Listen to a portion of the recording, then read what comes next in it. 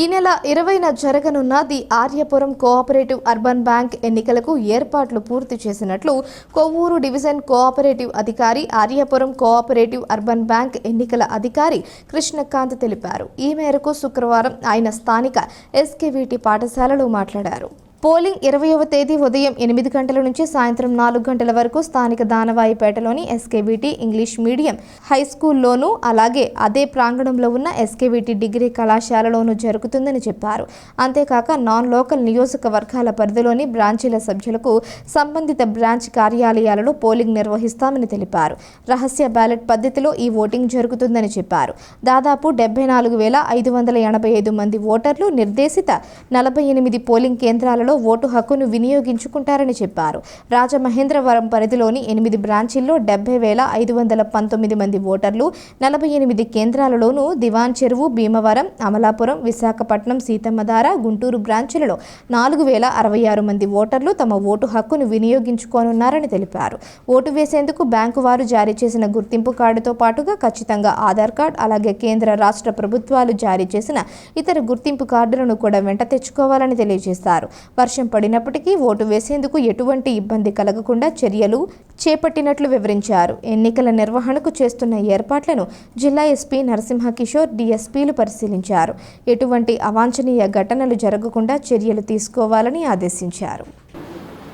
Aryapuram urban bank elections SKVT degree college నందు, SKVT high school నందు July 20వ తేదీ నాడు నిర్వహించడానికి అన్ని ఏర్పాట్లు జరుగుతున్నాయి.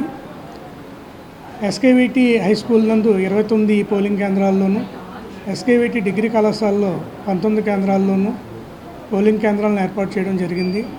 ఈ ఓటర్లు వచ్చేవారందరికీ కూడా ఈ పోలింగ్ కేంద్రాలు తెలియడం కోసం వారికి బ్యానర్లు ఎస్కేవిటి హై స్కూల్ గేట్ దగ్గర మరియు ఎస్కేవిటి డిగ్రీ కళాశాల గేట్ దగ్గర కూడా ఏర్పాటు చేయడం జరుగుతుంది.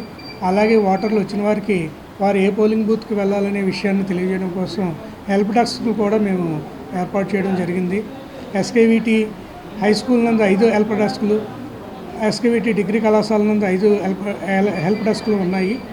ప్రతి ఓటరు కూడా హెల్ప్ డెస్క్ దగ్గరికి కానీ లేకపోతే వాళ్ళ దగ్గరికి అక్కడ ఏర్పాటు చేసిన బ్యానర్లో కానీ తాము ఏ పోలింగ్ బూత్కి వెళ్ళాలో అన్నది తెలుసుకోవడానికి అవకాశం ఉంటుంది.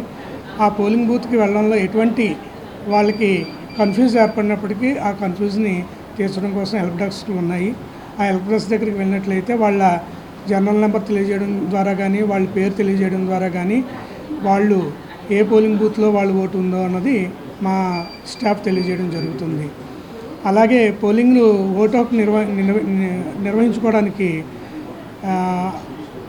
బ్యాంకు వారు జారీ చేసిన బ్యాంకు ఐడెంటిటీ కార్డుతో పాటుగా ఆధార్ కార్డు మరియు కేంద్ర, రాష్ట్ర ప్రభుత్వాలు జారీ చేసిన ఒక ఐడెంటిటీ కార్డుని ఖచ్చితంగా తీసుకొచ్చినట్లయితే ఓటర్ యొక్క ఐడెంటిఫికేషన్ ఈజీగా మేము గుర్తించగలుగుతాము. తద్వారా ఓటర్ ఐడెంటిఫికేషన్కి సంబంధించి ఎటువంటి కన్ఫ్యూజన్ లేకుండా వాళ్ళు ఓటు హక్కు వినియోగించుకునే అవకాశం ఉంటుంది. కాబట్టి ఈ విషయాన్ని ఓటర్లందరూ కూడా గుర్తించి బ్యాంకు వారు జారీ చేసిన ఐడెంటిటీ కార్డు మరియు ఆధార్ కార్డు మరియు వారికి అందుబాటులో వీలుగా ఉన్న కేంద్ర, రాష్ట్ర ప్రభుత్వాలు జారీ చేసిన ఏదైనా ఒక గుర్తింపు కార్డును కూడా తెచ్చుకున్నట్లయితే ఎటువంటి అవరోధాలు లేకుండా ఓటు హక్కు వినియోగించుకోవడానికి అవకాశం ఉంటుందని నేను విజ్ఞప్తి చేస్తున్నాను.